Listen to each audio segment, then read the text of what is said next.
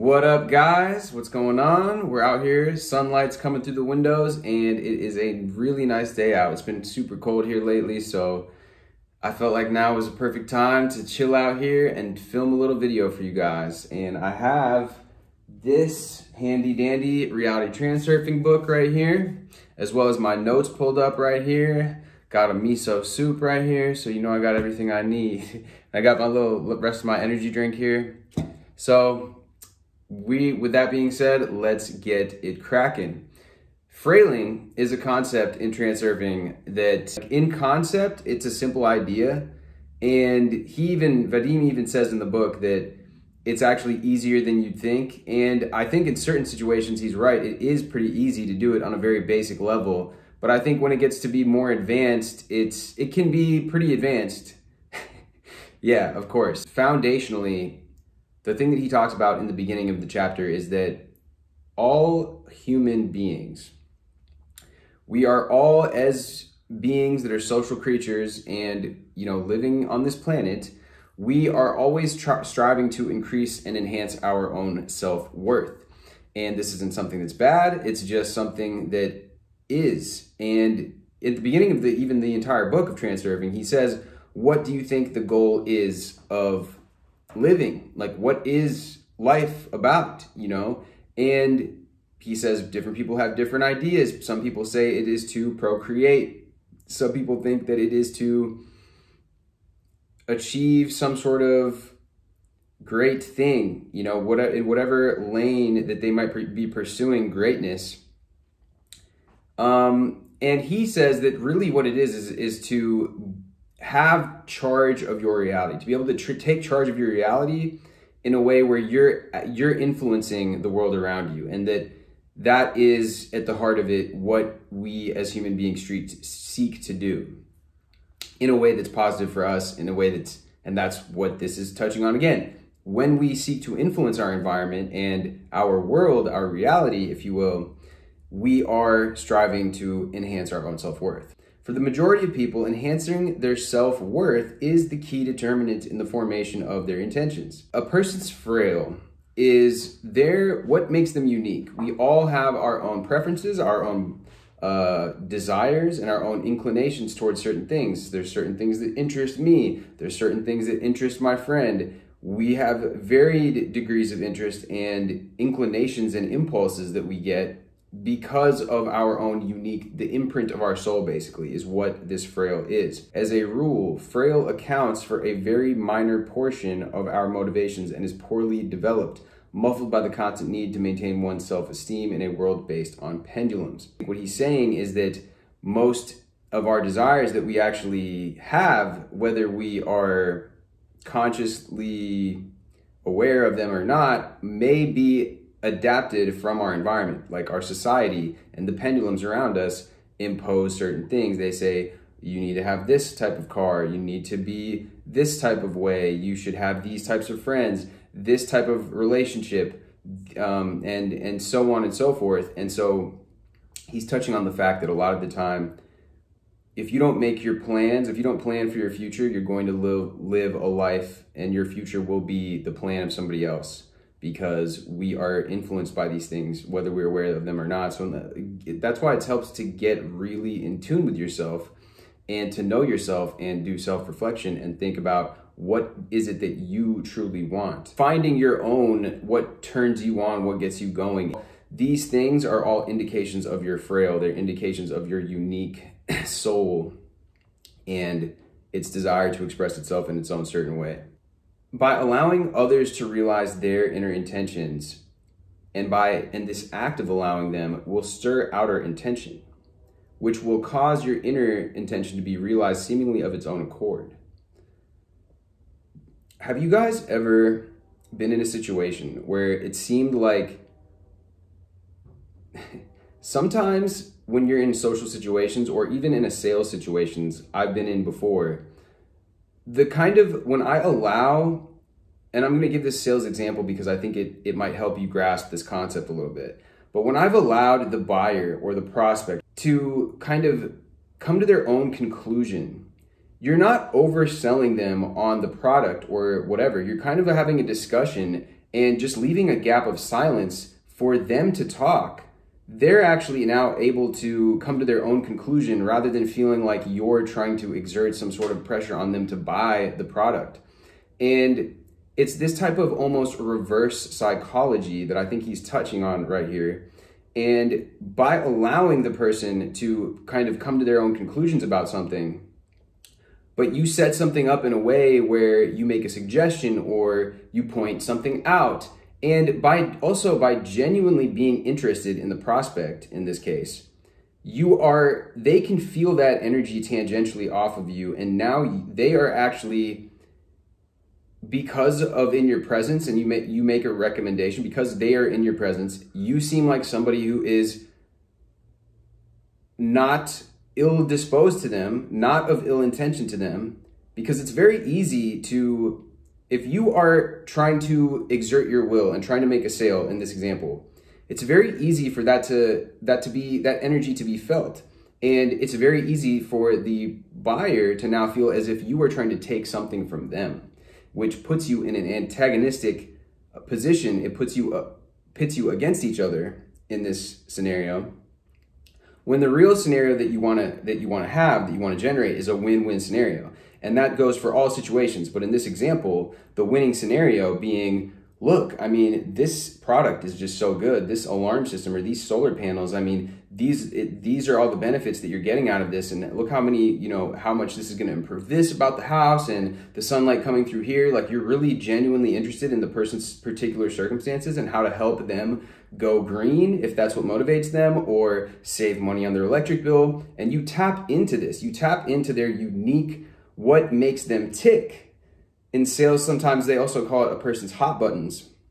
And these are all phrases that have been adapted because just as language to kind of touch on these kind of nuanced and subtle points that he is bringing up in Transurfing, and to make them easier to grasp and easier to implement.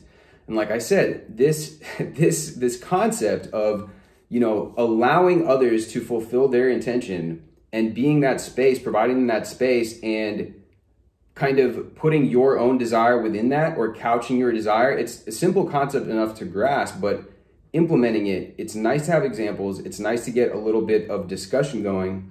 If you guys actually have any examples from your own lives, feel free to drop them in the comments. I will definitely be replying. But I love hearing more and more examples because it kind of like just refines this point of, what is this? In all these different scenarios that we play out, what really is this frailing business, and how can we apply it and actually get results with it? So with that example, the selling the alarm or selling the solar panels to the prospect, now they are fulfilling, you are allowing them to fulfill some intention that they have expressed to you. And you are kind of giving them that space to fulfill that desire, that intention.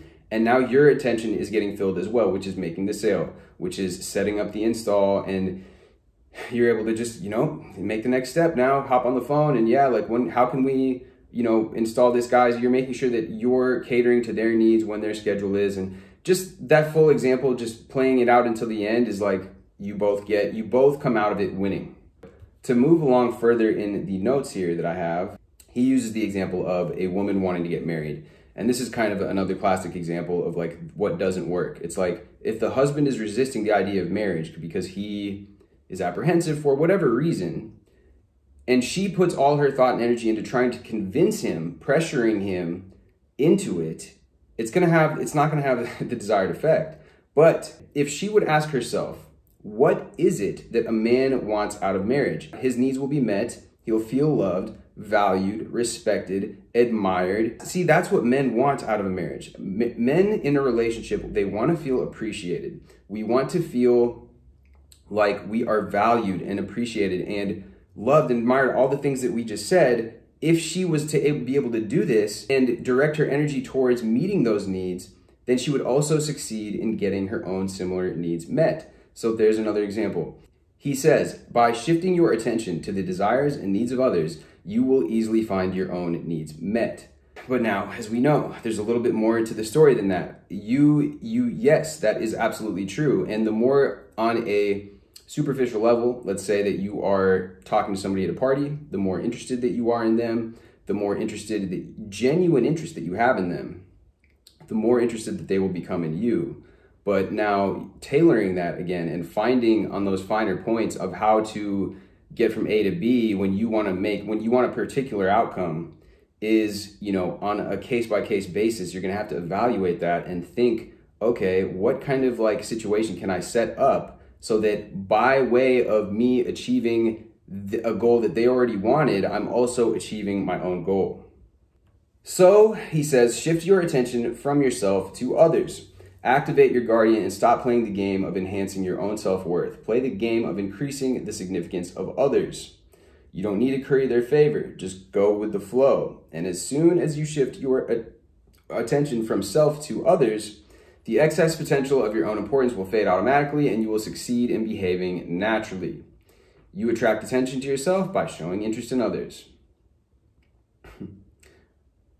There's quite a bit. This might be a little bit of a longer video because this is quite a long chapter, and it's just going over and making sure that it's hitting the point home from a few different angles. So he says here, even if you were 1,000 times more attractive than you are, we'd like to think that now people are going to want to meet our needs because people are so attracted to us because we're so awesome, right? That everybody is just open to our ideas and wanting to, you know, be supportive of whatever it is that we have going on. But he says in reality, this is actually might not even be true. What we're fundamentally doing again is enhancing the other person's self-worth. By us being the star and taking up all the attention because we're so ripped or we're so chiseled or we're so good looking, like for example, guys think that they need to have a six-pack, that all women want guys with a six-pack, and that, you know, if they don't, then they won't be as attractive, and that's the ideal physique, and we're hammered home. Everyone always talks about like women's body image, but for men, it's also at play where men oftentimes feel bad because they keep comparing themselves to this super chiseled ideal, like low body fat and like rippling physique, super fucking jacked guys or whatever, you know, that is like very hard to attain.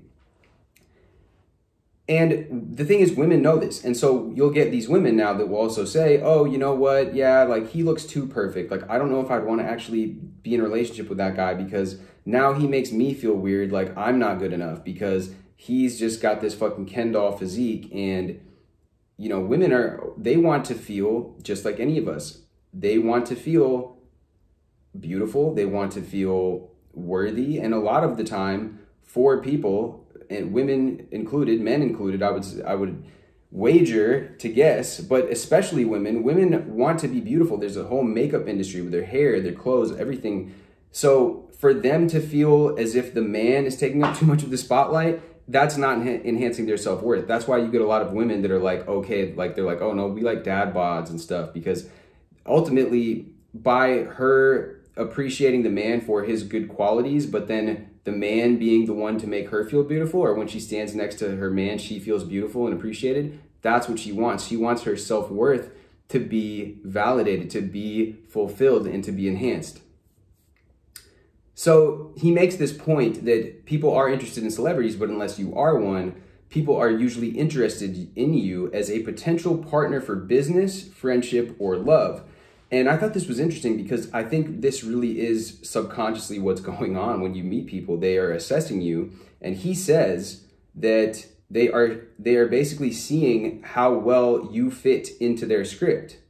Consciously or unconsciously, people are evaluating whether you fit their script in which they feel personally fulfilled. When their sense of self-worth is confirmed, they feel liked, interesting, valued, respected. Naturally, you will fulfill their criteria if you fill their need for confirmation of their own self-worth. If you are good for a person's self-esteem, they will be lenient to any evident failings you may have and forgive your weaknesses. And I think this is definitely true.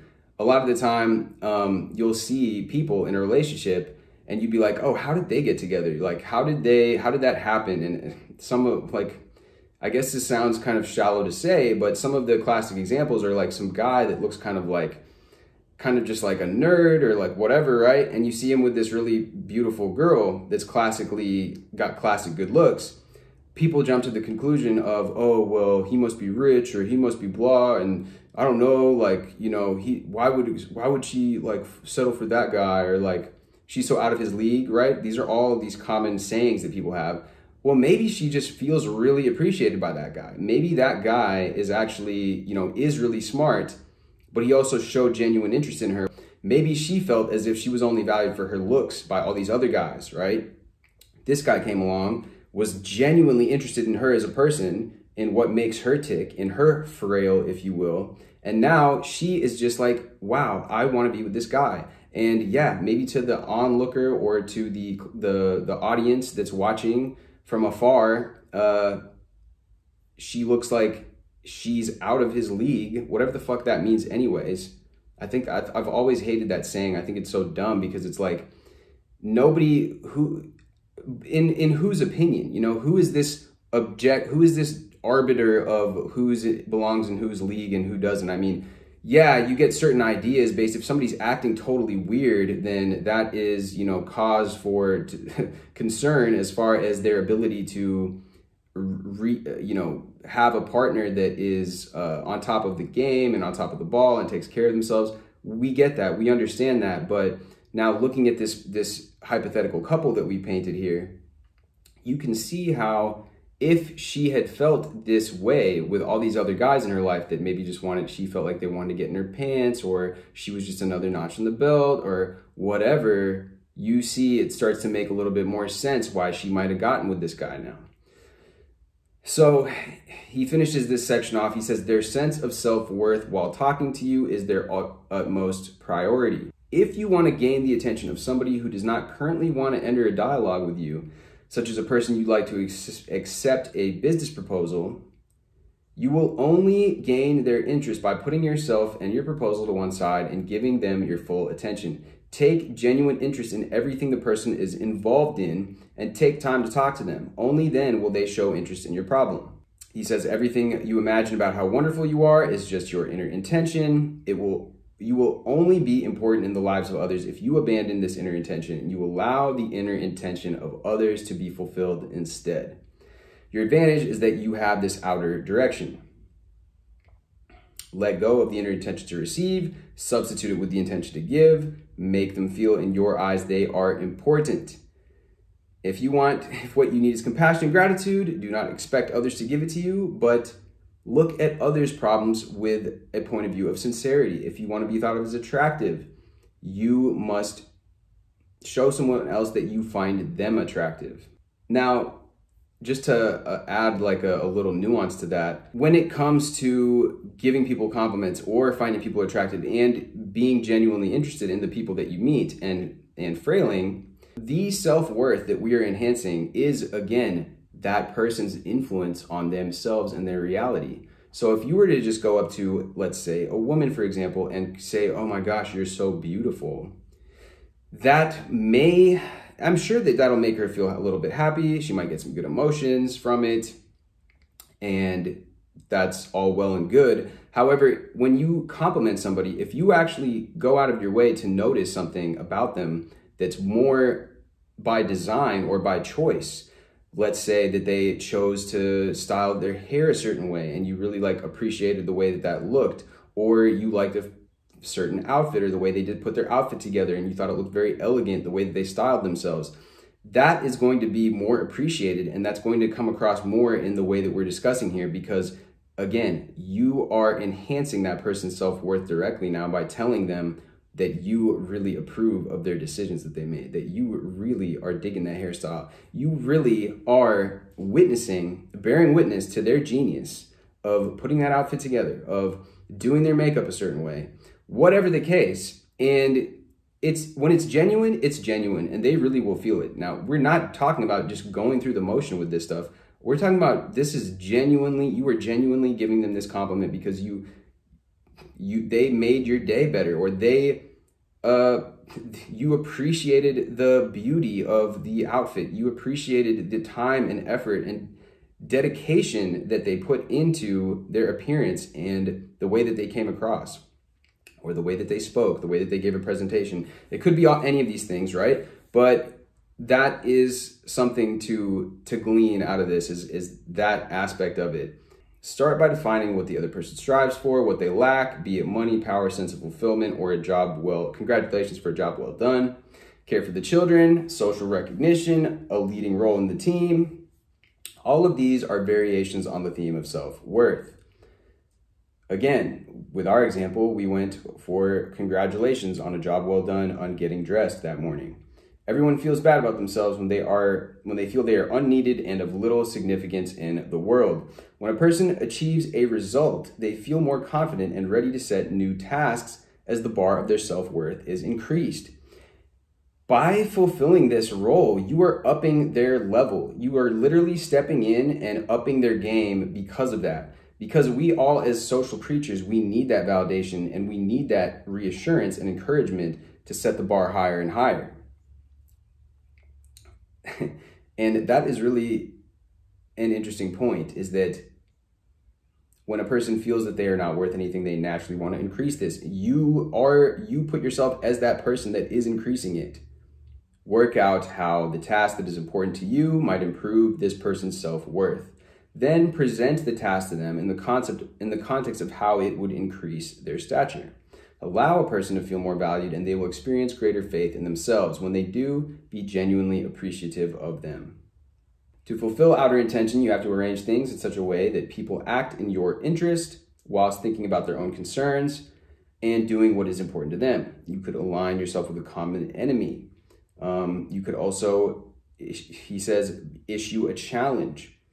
So he says, as a group, as an individual, in the form of, who amongst you is the best? If you are playing on the feelings of professional honor, then challenge may sound, let's not lose face. You can also appeal to their inner importance of, let's show them what we're made of.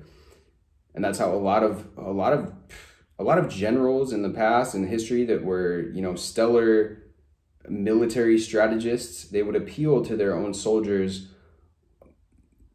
sense of pride and valor, that they were the best and that they were going to prove themselves and show their mettle, and so to speak, and all of these different things, right?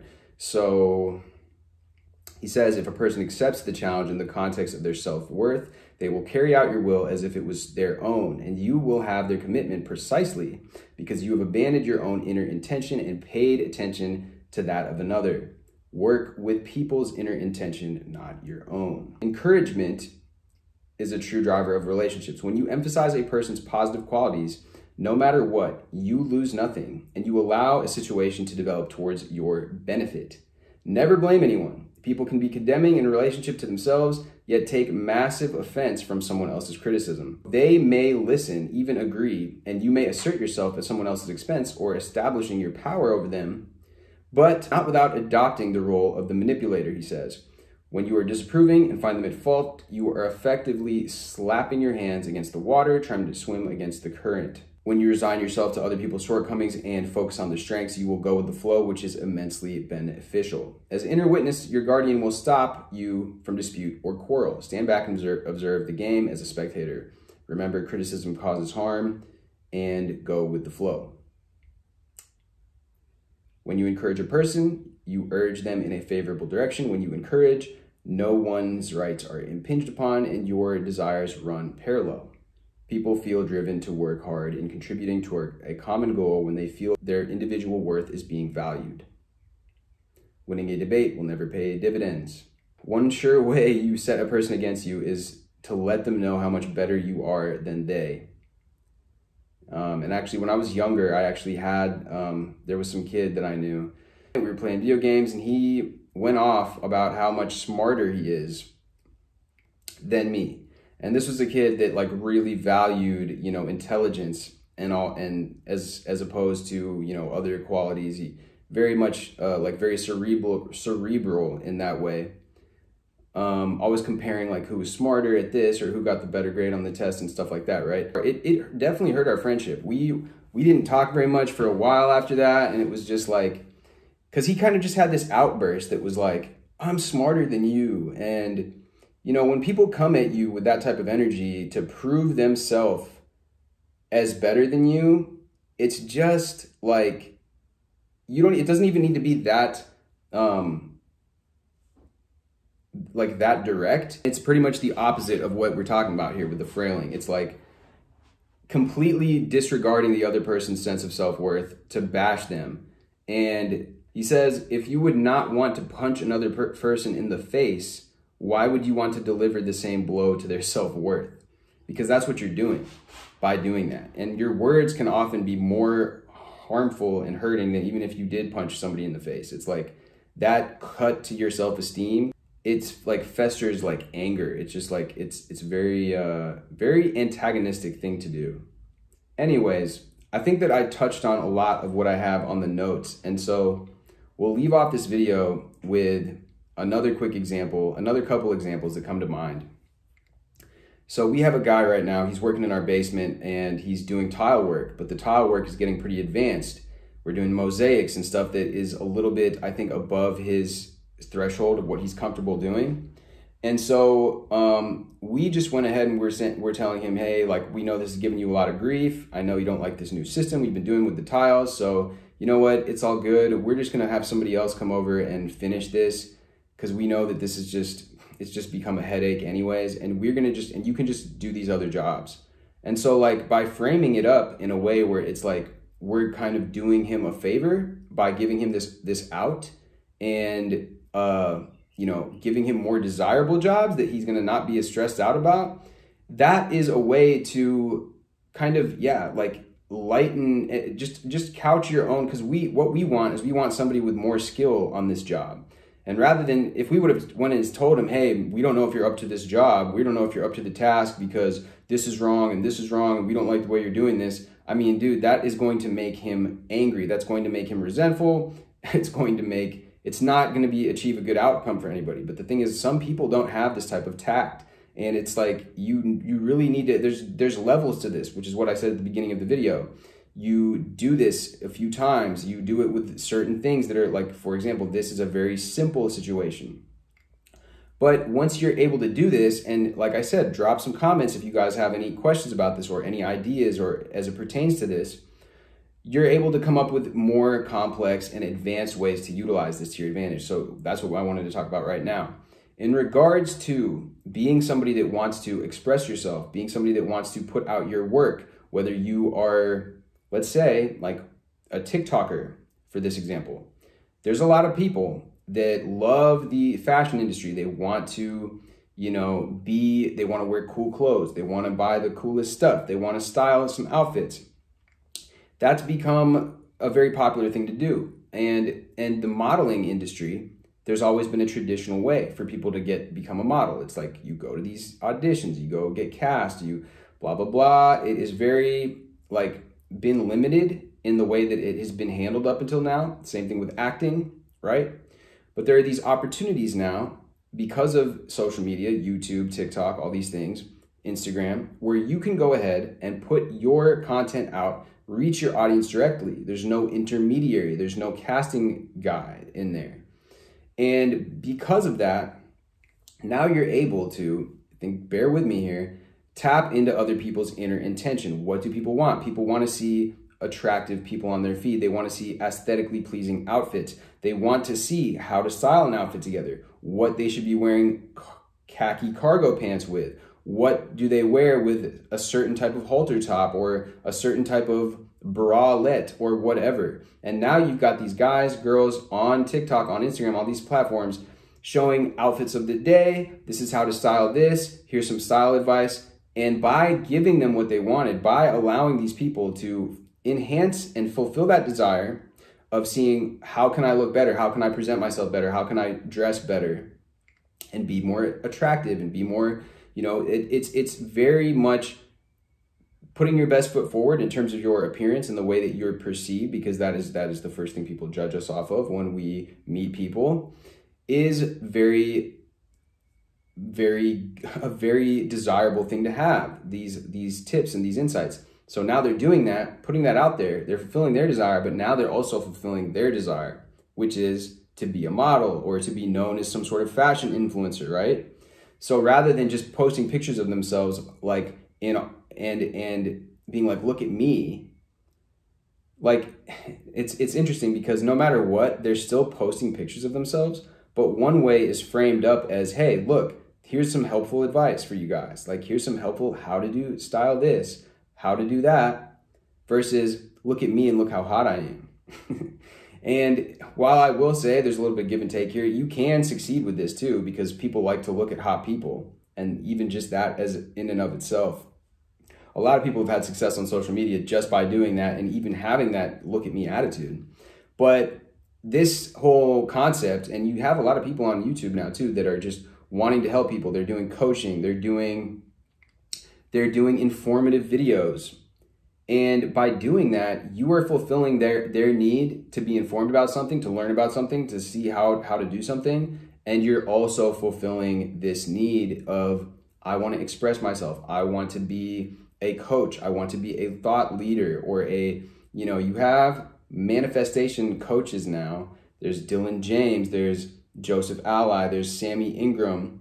And I think there's others that I'm missing, but it's cool to see that there are these coaches now that they've developed and they've grown their channel, which is what their intention was, but they're doing it by also helping people.